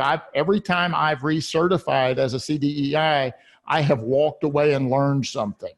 And I'm all about learning. So anytime I can learn something, I think that's great. But I think through audits and a certification program of some sort for the instructor is necessary. Okay. I'm going to pick up just one quick, and I'd like kind of a quick yes or no, and then we'll move on to the other panel. But there was mention about CDEI designation of instructors. Just a quick poll. CDEI takes a little while to go through. And so just want to ask you if you think that should be, I know it's beneficial to an instructor to do all the learning they can do. But should AQB put that in stone and set it as a requirement in the criteria that you have some type of designation in order to be able to teach in this type of method? And I'd like to go, kind of one by one. Emily, you have a... Yes, we believe that instructors should be certified. Okay, Heather? I wanted to narrow it down to a yes or no, but I can't, because I think instructors do need to, but I also put on a national conference where we have guest speakers and subject matter experts that we used to get approved in the classroom. But because we're trying to move it to a virtual environment this year, they're also required to have their CDEI, and that created a challenge for us that we basically cannot get our conference approved with our traditional speakers in the same way as before. So my answer is yes and no. Sorry. Sarah, what do you think? My short answer is a yes. I think there should be some sort of training, designation, or certification in a varying amount for instructors of distance education. Okay. Brian? Yes, I think the CDEI should be required as a minimum for an instructor that would be offering classes via virtual. All right. Okay. Again, AQB guys, if you've got more questions, we're going to have one little session at the end where if you've just got a burning question, you can bring it back. But we're going to go ahead and move on. Thank you, folks, on this panel. We really appreciate your comments. We appreciate your time, especially. But now moving on to our final panel, we have a panel of regulators and certifiers. And so I want to invite Diana Piaski to join us from AAO. And I hope I got your name right. I've been working on that name really, really hard. You did great, Mark. But you have the floor. Go ahead. Thank you, sir. And thank you, Mark, and to everyone. And good afternoon, everyone. And I appreciate you inviting me to participate today. As Mark said, my name is Diana Piaski, and I am the director of the Arkansas Appraiser Licensing Board. However, today my role is that of the 2020 AAO president. The first thing I'd like to mention today regarding synchronous education concerns feedback I've received over the past few months from students, board members, regulators, and AAO members. Overall, the feedback has been positive. Student evaluations also support their appreciation of the synchronous environment and the ease of taking continuing education without the associated travel expenses. Some of the negatives that I've heard is that attendance is harder to take and ensure each participant is there for all 50 minutes of the instruction per hour. There are occasional technical difficulties and classes don't necessarily start on time due to attendance and technology issues. Instructors aren't necessarily calling out individuals to ensure they're staying engaged, but address the group as a whole. I've heard many more positives. Some of those are that more people can get the classroom type instruction without having to click through and read on their own. They can engage with their peers and ask questions of the instructor. There's more flexibility when it comes to virtual instruction, and it is a safer environment. The next item is concerning the differences between continuing education classes and qualifying education classes. And when I saw this question on the list, I had to stop and think for a minute because sometimes I forget there is a difference in CE courses and QE courses.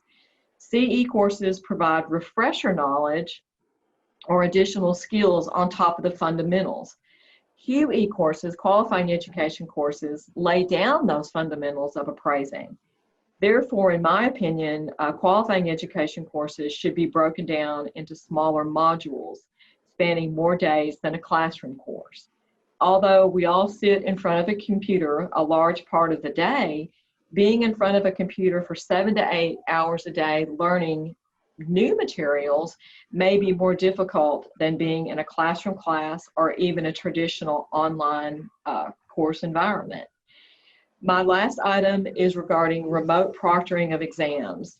And as we all know, finding a proctor during the COVID crisis has been difficult. And I have never been in favor of remote proctoring until I recently spoke with a friend of mine. He told me that he was not comfortable with the notion of remote proctored exams until serving as a proctor for the USPAP's instructor certification course. In that situation, students were assigned individual proctors where it was truly a one-on-one that literally watched their every move of their exam on a shared screen and verified their attendance through the video camera. And this got me to thinking outside the box just a little bit. And at this point, I am in favor, I've changed my opinion, I am in favor of considering different ways to remotely proctor exams. Overall, I think synchronous education has been well received, and I'm looking forward to the future of distance education. And with that, thank you. All right. Well, thank you, Diana. We appreciate you being with us.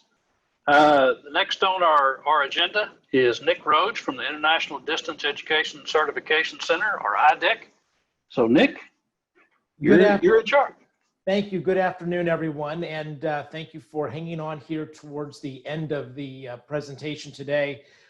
While I'm from IDEC, I'm also from ARELA, which is the Association of Real Estate Licensed Law Officials. I'm going to be very conscientious of our time today. I'm going to just talk first about what IDEC is for a quick recap, and then I'll talk about the certification of instructors and how that process works. So IDEC is the International Distance Education Certification Center. And what that is, it is an internationally recognized certification that validates design and delivery of distance education courses. So it only focuses on design and delivery. More than 40 US and Canadian jurisdictions require or endorse the program for all of their courses in licensing of professional education. And when I'm talking about that, I'm talking about courses even beyond appraisal education. Now, the mission of IDEC is to promote and certify quality distance education using the policies and procedures or the comprehensive and rigorous distance education standards. And the application and review process is a self-study of the organization and the student experience to foster excellence in professional education. So if a course is going to present themselves as being IDEC certified, what that is doing is it's ensuring the important principles of education are being adhered to in the delivery and the design of that distance education certification experience. Now, IDEC is a program of ARELO, or the Association of Real Estate License Law Officials. This goes back, this program was started back in 2000, and ARELO approved the formation of IDEC to extend the scope of its involvement in distance education. So the ARELO Board of Directors then assigned their Education Certification Committee to administer the distance education programs that ARELO would be involved with. So the committee is made up of regulatory and educational specialists. And to us, that's very important because we want to make sure that it's not just educators or educators making the decision, but it's regulators and educators from across North America. And the Education Certification Committee will maintain and oversee a group of highly qualified consultants to manage and direct the programs that are in place with IDEC. So the Education Certification Committee maintains the authority in forging IDEC policy while ultimately reporting to and falling under the ARELO Board of Directors. So I'll finish up and I'll talk a little bit about the instructor and the criteria that is placed upon instructors when it comes to having an IDEC certified course. So the CDEI, or the Certified Distance Education Instructor Program, is designed to be used by persons preparing to teach professions and academic education courses via a variety of distance education delivery methods through computer-based testing, through the internet, or video conferencing. Students who become certified through this program will have an excellent credential and a knowledge base by which to begin or continue their work with facilitating distance education courses. So we've talked about that earlier in the conference today, and I wanted to touch on, to close it out here at the end, on some of the questions that were posed to us previously. So one of the questions that was asked was, should instructors of synchronous courses have special training? So, my answer to that question is to direct you back to the CDI instructor program. And are we comfortable with the remote proctoring of exams? I'm really not going to take a policy position on whether or not we are comfortable with the remote proctoring. But what I want to go back to is making sure that the design and the delivery of those courses adhere to the standards that are established through the distance education certification program. And what should regulators know about the difference between classroom and synchronous learning?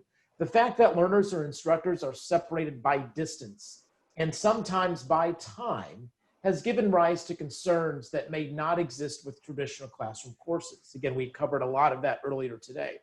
But those in distance education have sought ways to classify distance education to better understand the needs of instructors and learners. So two main approaches are utilized, the synchronous and the asynchronous. So we believe that synchronous learning occurs when the interaction between the instructor and the learner is simultaneous or in real time. The learners meet in certain locations and sometimes specific locations, depending upon the technology that is used. So the alternative to that is major factors to consider in asynchronous distance education delivery. So when we're talking about asynchronous, under the policies and procedures guide for a RELA certification, what that means is that learners do not come to a classroom and that all the work of the learners and the instructors may be done outside of a classroom.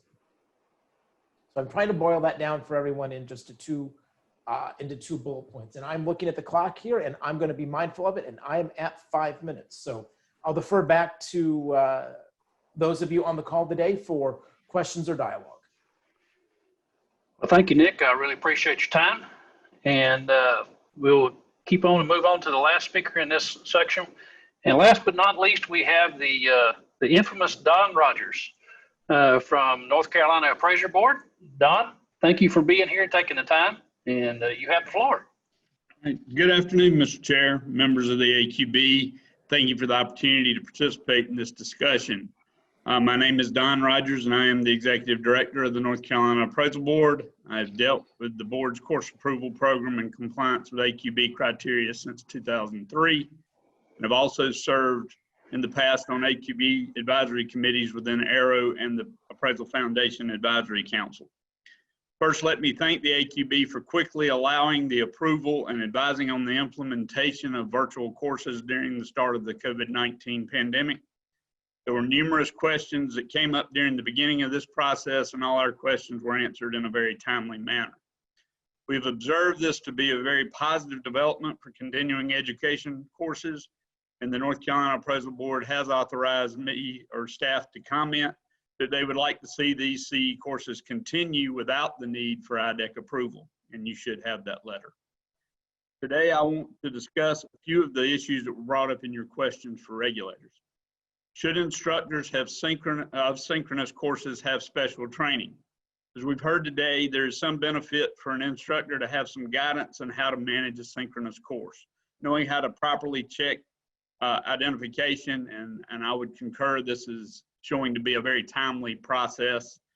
Maintain interaction with the class, maybe how to engage with remote students. All are helpful. However, I would stop short of saying there should be a mandatory course or certification for these types of instructors.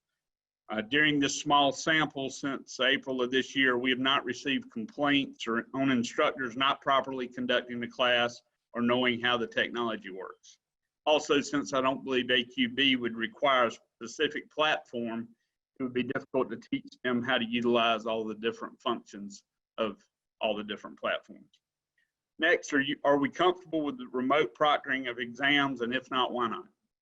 The criteria states that QE must include a written closed book final exam proctored by an official by the college or university or by the sponsoring organization. It goes on to say that written refers to an exam that might be written on paper or administered electronically on a computer workstation or other device.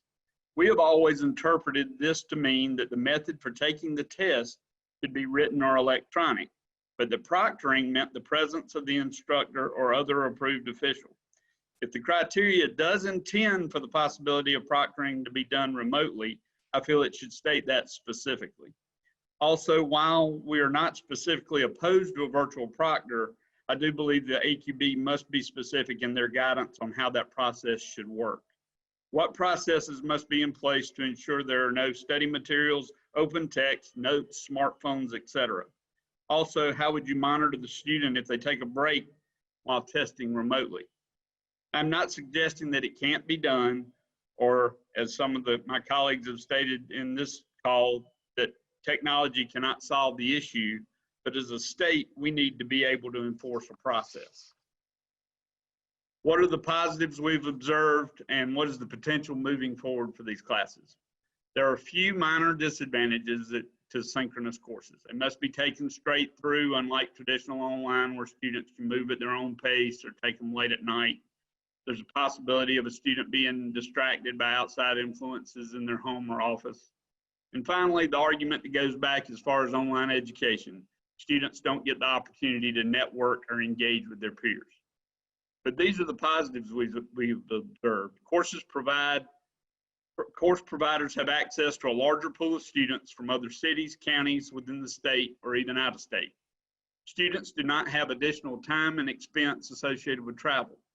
Course providers do not have the logistics or expense of finding classroom conference facilities proximate enough to students.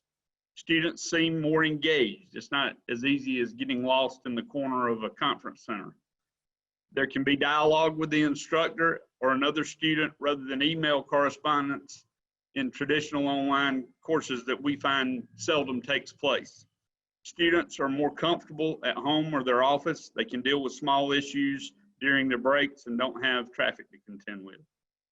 Some of the other potential benefits we see going forward, students could have a wider range of topics, instructors, speakers available to them rather than just those that are within a short drive. And I'll follow up just to say it's one of the reasons we would not suggest a certification for the instructors, because one-time speakers are not going to go through that process, and I think it'd be beneficial for those to be available. There's potential for one-time seminars with guest speakers, panelists that are not cost-effective with the requirement for IDEC approval. There could be hybrid courses, seminars where there are both live and online attendees. However, I believe an additional administrator would be a necessity to monitor attendance and forward questions to the instructors. This again allows appraisers from more rural states and towns to attend offerings that would never come close by. And then finally, what amendments would you make to the criteria and what language would you propose? I would define the difference between classroom, synchronous, and asynchronous. Synchronous courses has been suggested operate more like a classroom course, but with many of the benefits of an online offering. Synchronous courses should have specific management requirements, but would not require IDEC approval or CDEI approval of the instructor. Also specify if hybrid classroom and synchronous attendees both would be allowed, if they would be allowed, and what are the requirements. Who is monitoring, who's taking questions. And as is the case with most changes to the criteria, there will be a variety of ways states would choose to implement these changes. The current letter states that courses must have been approved as an in-class course and then it may be taught virtually. Would that continue to be necessary? Can it be created just for virtual offerings? What about courses that are taught for other disciplines but might be allowed for partial credit for appraisal CE? While I don't have a current language in mind, there does need to be an exposure and discussion on what we do when students take courses across jurisdictions. Most of us have a process for equivalency, but given the potential of all classes being available to all appraisers, there needs to be some discussion on how to verify whether they meet the AQB criteria. I encourage the AQB to move forward with this discussion on making synchronous courses a permanent option. Thank you. Well, thank you, Don. I really appreciate your comments. Appreciate your communication with AQB over the years also. For this panel, we want to ask some questions. I'll start off with one question that I'd like to direct to Nick. Can you tell me just real quickly, how long is the CDEI instructor course?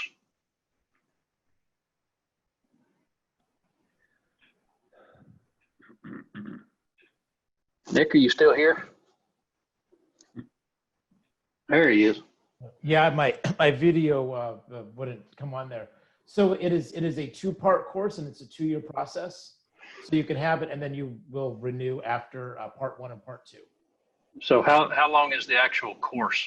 I mean, is it an 8-hour course? Is it a 3-hour, 16-hour, 30-hour? I believe it's an 8-hour course. An 8-hour course? Okay. I can confirm that for you. I was looking at a lot of different numbers earlier today. So okay. I understand. I've seen so many numbers today on some course reviews I was doing. So I will let you know for Mark and get back to you to confirm that. Okay, thank you. Anybody else have any burning questions of this panel? Yes, Mark, I do. This is Greg Harding. We've had the whole concept of remote proctoring mentioned several times throughout the entire session today.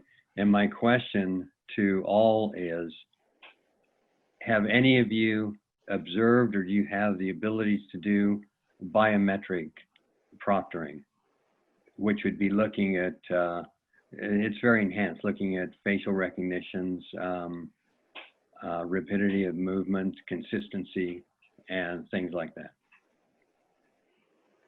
Okay, I think we'll open up that question to anybody. Anybody? Exactly. Go ahead, Heather. I see you.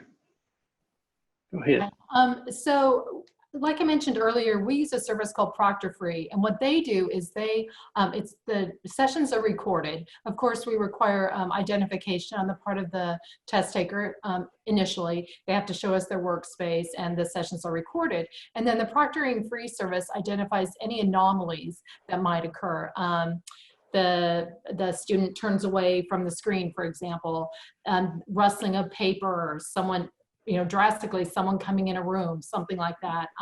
And so then after we get a report on those, and then one of our staff goes through those videos as well, and then we determine, and honestly, it doesn't happen very often. I have to tell you, in an entire year of using, well, we've used the service several times, or for 2 years now, but in a year, there's only one person actually who we actually deemed was doing inappropriate activity and failed that exam. We disqualified them, but only one. That's pretty good. So. Great, thank you. Hey. Hey, Mark. Go ahead, Brian. Thank you.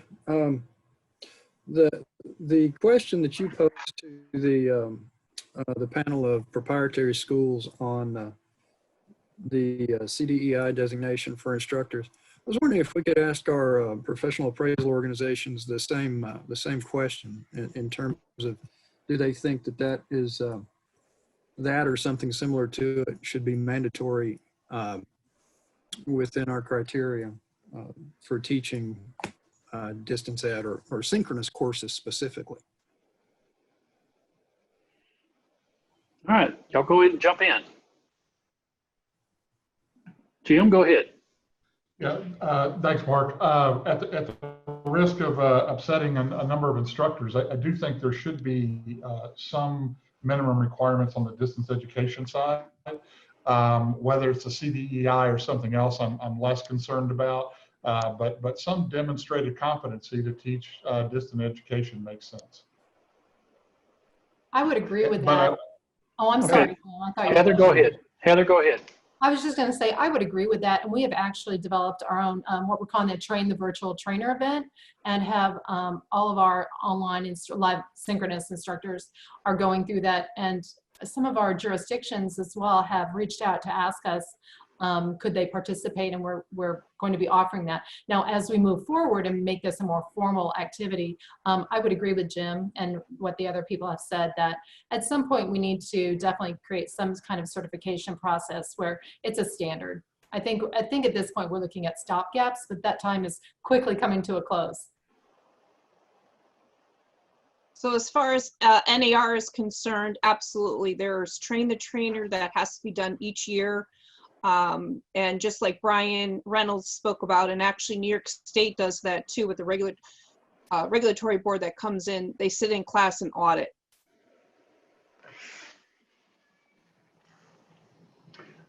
Okay, this is one of those topics that's really hitting AQB kind of between the eyes, is about the instructor, and whether or not, most professional organizations that offer education, they do have training sessions that are required for their pool of instructors.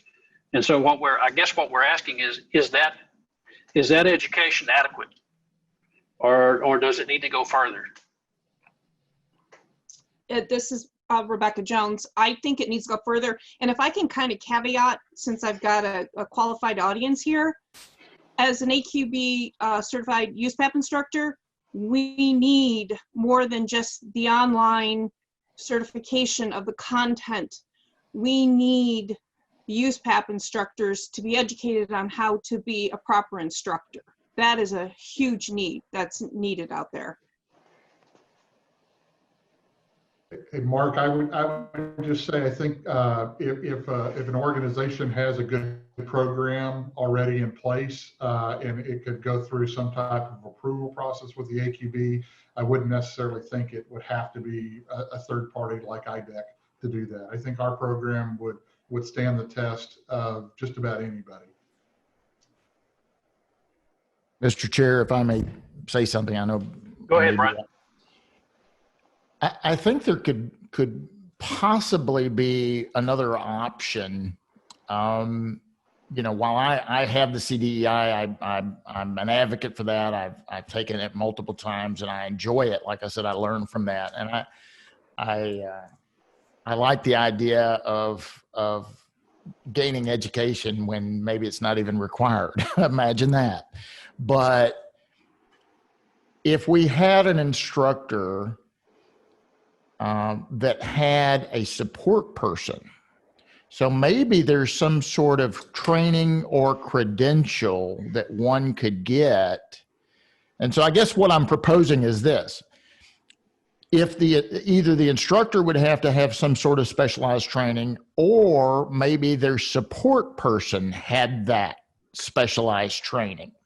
And so that whenever the virtual course was taught, either the instructor had it or a designated support person had that. I think it could be sufficient with that. Just another something to think about. Okay.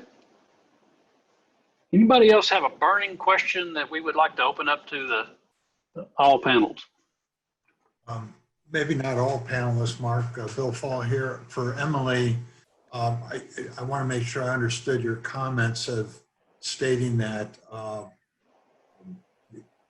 McKissick and nor you do not believe that there should be a maximum class size, but you also referred to a ratio of students to proctors or observers, I think was the word you used. What would that ratio look like? How would that work inside of your teaching systems? So just to clarify, it was a ratio between students to moderators. So moderators are on there to help with technical questions or to assist the instructor. Sometimes things happen with internet. So we recommend when we get to 45 students or whatever, we have 2 moderators on to make sure that those students have a good educational experience. So it's not the instructor, but it is the moderator, and the number of moderators indicates how many students we can have. That helps. Yeah, thank you. Mm-hmm. And thanks to everyone. Your professionalism here today is much appreciated by me. Hey, board. Anybody else have any questions? Mr. Chairman, one quick question for the second 2 panels. We heard from the first panel about micro sessions, and I thought those were very intriguing. And so I'd like to hear from anybody from the second 2 panels on your thoughts on micro sessions being offered, and actually whether or not they should be something that should be for continuing education or just simply for just personal knowledge.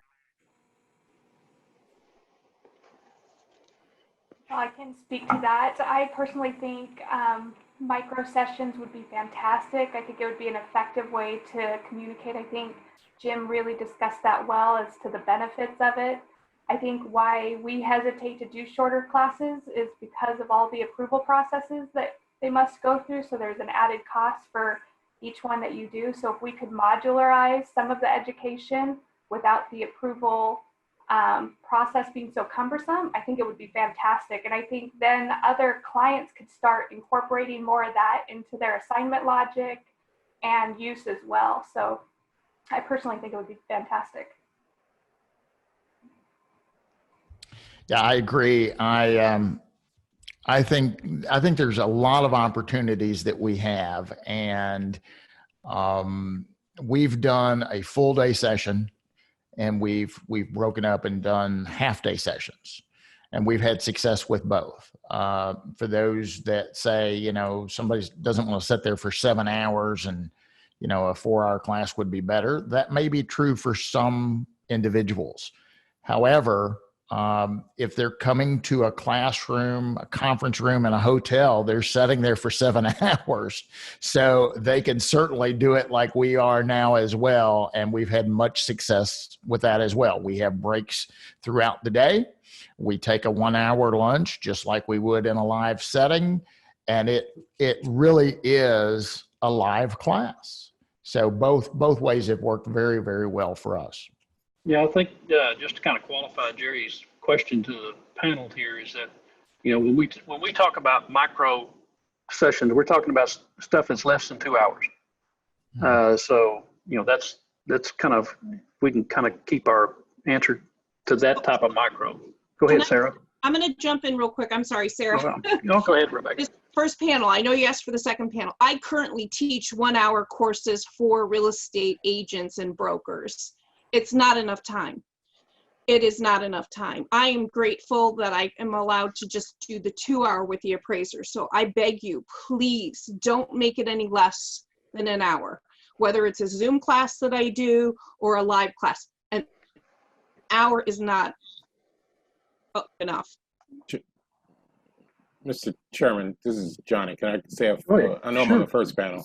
Go ahead. One thing that I would love for everybody to think about here too is, again, we're thinking about the future. And I'm taking this from experience of teaching myself. I'm an adjunct faculty member at Georgetown and a community college. And all of us as instructors at the college, we're thinking of the future of the students. And the new generation of students are more in that micro learning style in terms of they take stuff in modules. So as we're thinking of the future development of our programs, we have to be aware of that and be willing to adapt to that. So, you know, the hour session that we're talking about, it could be a series of them, but, you know, as we think of the future, let's keep that in mind for the next generation of our learners, because that's kind of where they're coming into this. Okay. We've done 2 hour segments, but not for CE. It's been a non-CE class where they're getting the education. They're not getting any, you know, CE credit. We've had good success in a 2 hour, but that's the minimum we've done. Okay. All right, board members, y'all have any other questions? Quick question. This is Greg Harding again. Is in one of the write-ups that I reviewed, and this is open to anybody, you talked about blended and hybrid distance education, so synchronous. Could someone just give me an example of that? Thank you. All right, somebody want to take a crack at that? Greg, I'll be happy to take a quick stab. We think there's some real opportunity there for the hybrid or blended approach, where part of it is kind of virtual online, so to speak, and some of it is self-paced for the student. So I think there's a real opportunity there. We were intrigued by that idea. Would like to see, you know, that make sure that that door stays open for that, because I think it'll attract different learners in different ways. So broadening that scope, I think, would be a good thing. Great, thank you. And Greg, I also use that terminology, which I can't believe I used the term hybrid, given all I've had to deal with that. But also using it in the context of having a, you know, partially live, partially remote audience. Is you could have, especially with conferences, if you had attendees coming from, you know, just for example, Institute's having a big conference out of Chicago, and people from all over the country can't all fly there. They can log in, and if they had some way of monitoring and having somebody control it, that they could get credit for attending that conference. So that was another blended method that I saw a possibility for. Good, thanks.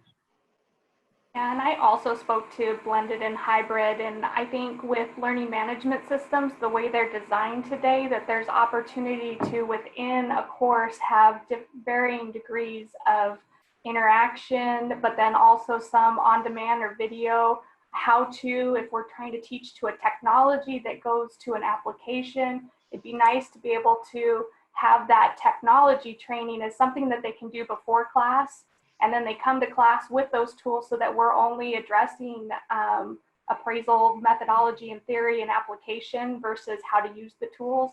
So I think that there's a lot of opportunity with being able to segment things or have, blend all the different learning tools that we have available to us. But the challenge is trying to get that to fit into the box where, I have to have 10 quiz questions per hour, or I have to have my eyes on the student at all times. So there's a lot of things that we have to consider when making it flexible for those types of learning opportunities. All right, great. Thank you, Heather. I want to be kind of respectful of everybody's time. We're at about 2 hours into this session. And as we have learned from synchronous education, our attention span is relatively short. But I want to be respectful of your time. I want to thank all the panelists for coming. Again, we want to thank you for being here, and I hope the dialogue continues over the next months as AQB begins to struggle with some of this stuff. Some of the information that y'all have provided just adds more to my hair falling out, and but are great suggestions. So I appreciate that, and we certainly will take those seriously. I want to tell you that the next virtual public meeting of the AQB is planned for Friday, October the 16th, and we hope everyone can be there. We are hopeful that this will be an informative session for you, and hopefully we'll have some good news for you. But I want to thank everybody to be here. For those of you who weren't on the panel but were in the audience listening, wow, thank you for investing in time in the profession. This is an important thing, an important topic that we're trying to tackle. And you just heard from some of the best and the brightest around the country. And I want to appreciate and tell you that we appreciate you speaking to us and being on the panel and just being in the audience too. Again, we encourage all kind of comments and questions to email those into the Appraisal Foundation. We look at all comments and observations, and we would encourage that. So with that, folks, I think we better close this thing out. And again, thank you everybody for being here. And we look forward to seeing you in October.